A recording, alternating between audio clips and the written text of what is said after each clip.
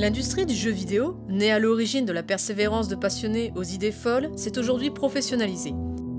Même s'il est possible de développer un jeu vidéo seul ou en équipe réduite, la réalisation d'un jeu AAA peut nécessiter la collaboration de plusieurs centaines de personnes avec des budgets colossaux, pouvant parfois atteindre les 500 millions de dollars. Well, now it's a party. Music? Something classical.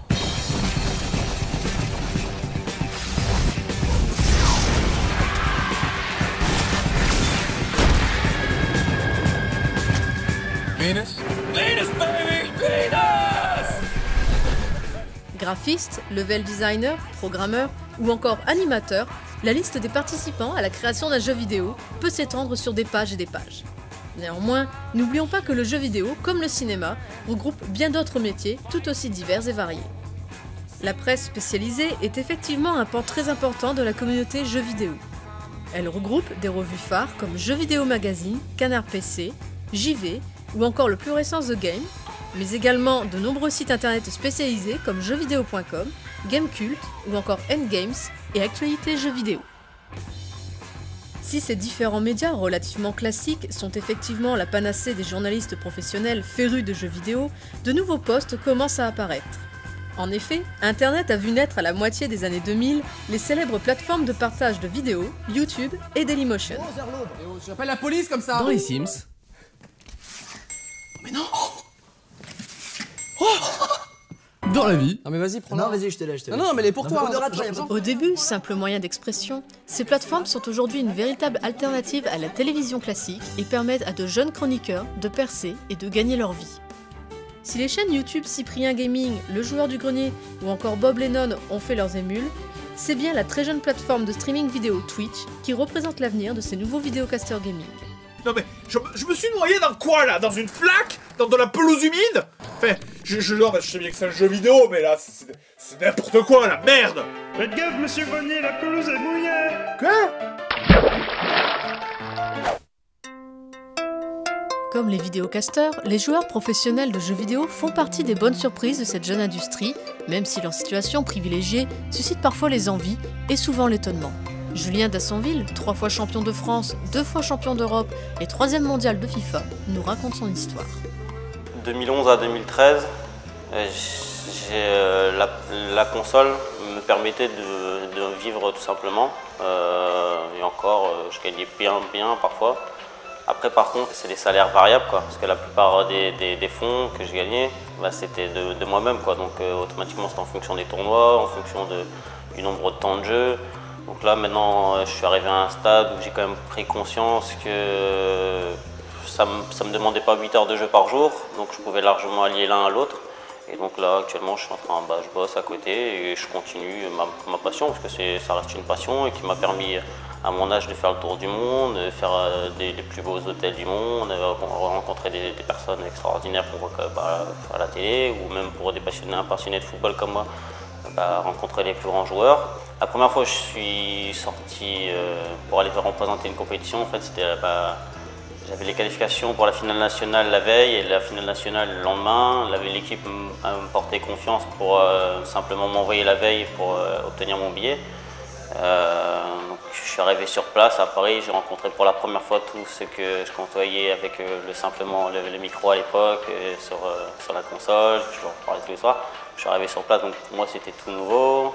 Alors, voilà, ça me faisait bizarre, c'était la première fois.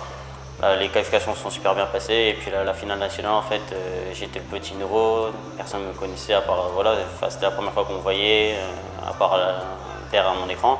J'ai impressionné énormément de monde et en fait j'ai été élu champion de France dès mon premier gros tournoi. Et donc ouais, ça restera certainement le plus beau. Il y en a eu énormément, des souvenirs et des voyages, mais en termes simplement gaming, et par rapport à la rencontre de tous ces gens qui se reconnaîtront et avec qui j'étais à l'époque en équipe, c'est certainement ma plus belle compétition, parce que voilà, c'était la première, j'étais champion de France directement, on m'a mis au sommet, et puis voilà, c'était une aventure exceptionnelle. Au-delà de ces positions originales, le marché du jeu vidéo repose également sur une base plus traditionnelle, le commerce. Les jeux vidéo ont depuis longtemps une place de choix dans les rayons de grande surface, et même si les ventes de jeux vidéo en version dématérialisée sont de plus en plus courantes, elles n'ont toujours pas le monopole du circuit de distribution. Que serait la communauté gaming sans ces revendeurs dévoués? Les boutiques spécialisées comme Micromania ou Gameswave font en effet le véritable lien entre le jeu et son public. Enfin, il est difficile d'oublier la place centrale qu'occupent les studios de création. Mais pour fonder un studio, il ne suffit pas d'avoir une bonne idée et de créer un jeu, il faut s'improviser chef d'entreprise.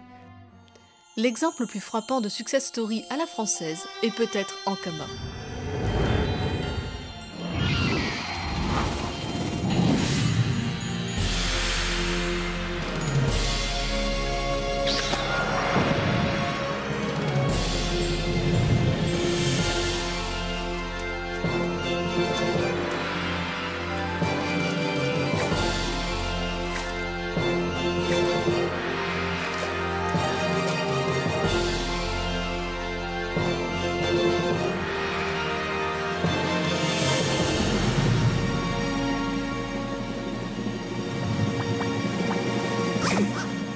Créé en 2001 par Anthony Roux, Camille Schaeffer et Emmanuel Darras, Ankama œuvre dans le domaine du divertissement et de la création numérique.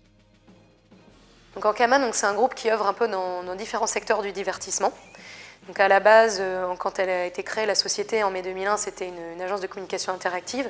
Et en fait, cette activité a permis d'avoir des fonds pour mener à la création de jeux vidéo qui était l'objectif des créateurs d'Ankama, qui étaient vraiment des passionnés de jeux. Et ensuite, avec le succès du jeu, on s'est lancé dans la bande dessinée, le dessin animé. Et aujourd'hui, voilà, on fait des jouets, des figurines, des peluches, des jeux de plateau. On fait un peu tout ce qui nous plaît, des séries live. Aujourd'hui, on travaille sur un long métrage. Donc voilà, on essaie d'aller un peu au bout de tous ces domaines qui nous passionnaient, nous, déjà plus jeunes.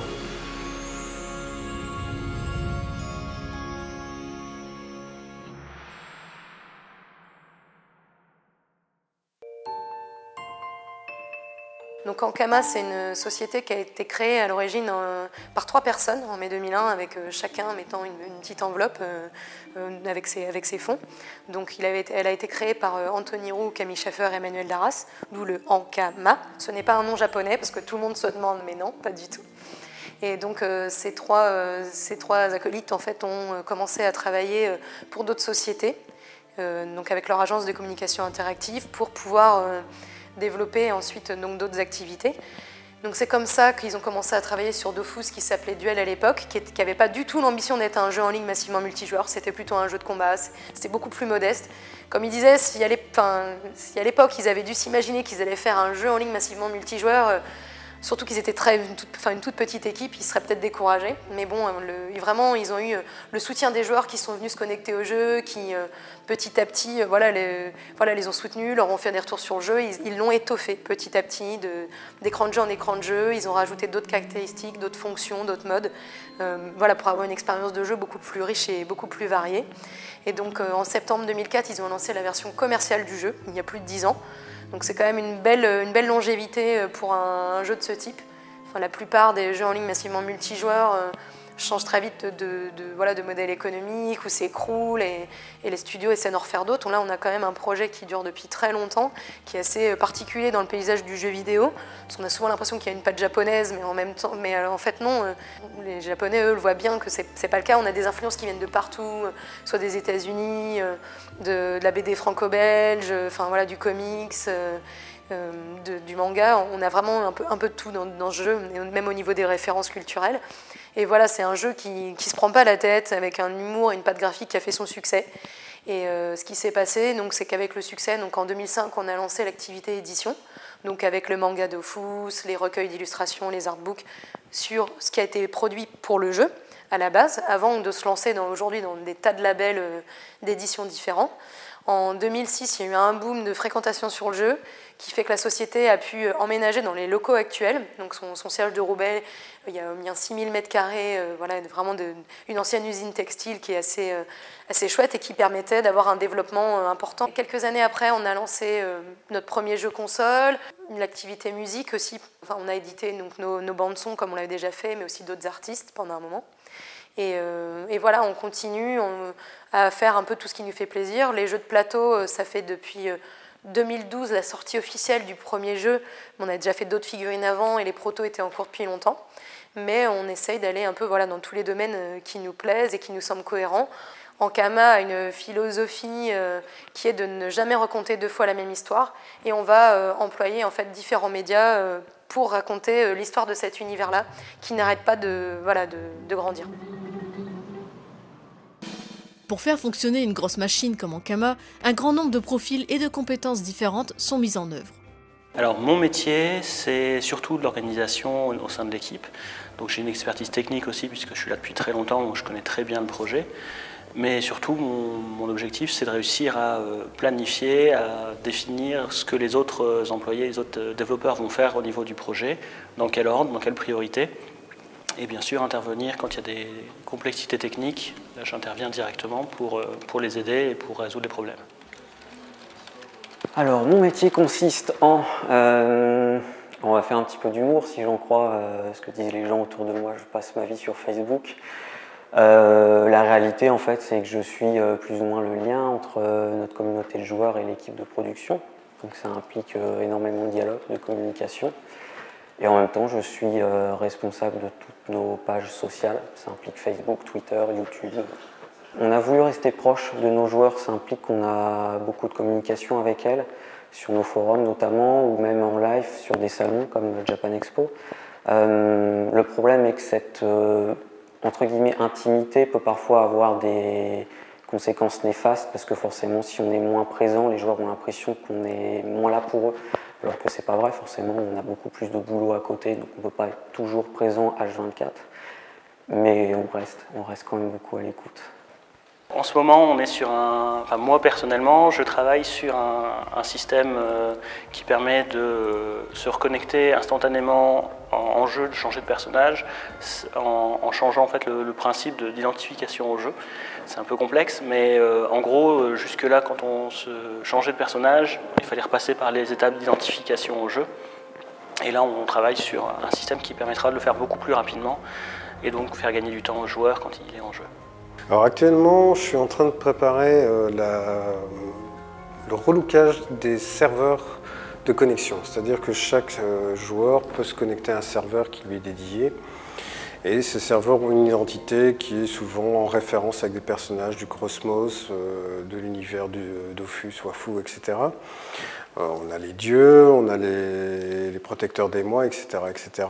Et en fait, ces identités-là, pour certaines dates des tout débuts du jeu, donc commencent maintenant à avoir un certain âge visuel.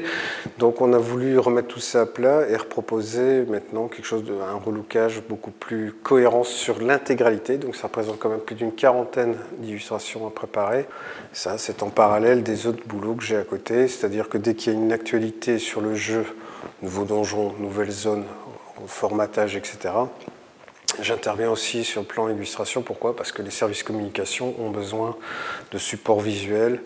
Donc ça peut aller très bien d'une intervention graphique, comme ça peut aller d'une illustration aboutie, bien plus poussée, etc. Alors ce que je préfère dans mon métier, c'est avoir des nouveaux challenges tous les jours et des nouvelles problématiques tous les jours. Je ne refais pas 2 fois la même chose, je n'ai pas 2 journées qui se ressemblent. J'ai toujours des nouveautés, des nouvelles choses, des nouvelles personnes avec qui travailler. Et ça, c'est très enrichissant. Et je pense que c'est ça qui m'a fait tenir aussi longtemps dans un même métier. C'est qu'il n'y a pas 2 journées identiques. Il y a toujours des petites choses en plus à faire. Il y a besoin de s'adapter énormément parce qu'il est fait de beaucoup d'imprévus. Donc on a besoin d'être assez réactif, d'être toujours vigilant. Donc c'est un métier qui est vraiment très vivant. Ce qui est plus difficile dans le métier du jeu vidéo, c'est de réussir à avoir assez de recul pour ne pas mettre en place uniquement ses idées et sa façon de voir le jeu, mais de trouver quelque chose qui plaise au plus grand nombre et évidemment aux autres membres de l'équipe. C'est ça qui est compliqué. On a tous un passif de joueur chez Ankama et on a tous une façon d'appréhender le jeu vidéo. C'est pas forcément la façon la plus évidente ni qui plaît au plus grand nombre. Et du coup, il faut réussir vraiment à mettre un peu de côté de temps en temps ses idées et son avis personnel pour le bien du projet. Ankama a eu un effet de rayonnement dans la région Nord. On ne compte plus le nombre de jeunes développeurs qui ont quitté la maison mère avec leur idée originale sous le bras pour tenter eux aussi l'aventure et partir à la recherche de leur propre cœur de cible. Mélanie Christin et Jean-Baptiste Le Marchand travaillent chez Ankama quand ils commencent à imaginer de mignonnes petites souris qui se battent pour un fromage.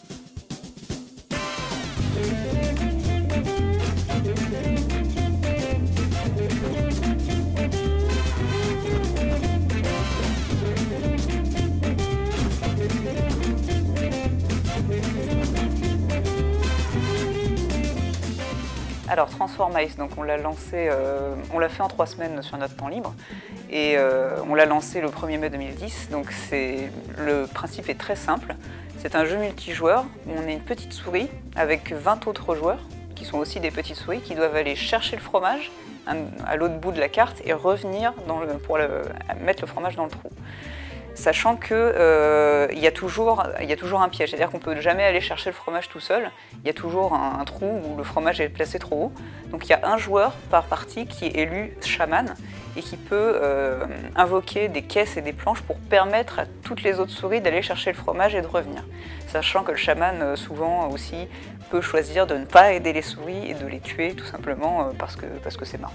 Plus on ramène de fromage, plus on peut débloquer des petits chapeaux pour sa souris. Donc il y a des écharpes, des lunettes, des chapeaux qui coûtent 20, 100, 500 fromages et c'est comme ça que les joueurs customisent vraiment leur souris.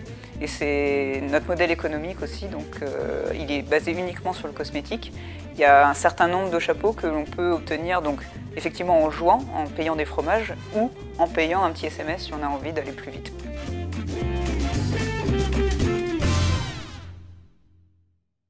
Passer de salarié à chef d'entreprise, c'est pas si simple, ne serait-ce que même dans la tête. Il faut savoir quand même beaucoup, faut savoir faire le shift vraiment entre salarié et chef d'entreprise. C'est quelque chose qui n'a pas été simple, mais en ça, on a été beaucoup aidé par le système des ruches d'entreprise du Nord. C'est un système qui permet d'avoir des locaux, une adresse, des secrétaires, une boîte postale, et ça simplifie vraiment les démarches. Et surtout, on a un suivi permanent avec le directeur des ruches. Et ça nous a vraiment appris à faire un business plan, à rencontrer des avocats, à rencontrer des comptables. Ça nous a vraiment formés en fait, au métier de chef d'entreprise parce qu'il n'y a pas d'école pour devenir chef d'entreprise. Donc c'est vraiment, on se forme sur le tas et le mieux pour ça, c'est d'avoir des gens quand même qui s'y connaissent un petit peu et qui peuvent bien nous guider pour ça. Que retenir de tout cela? Simplement qu'un bel avenir s'offre à l'industrie du jeu vidéo qui n'a pas fini de vous étonner.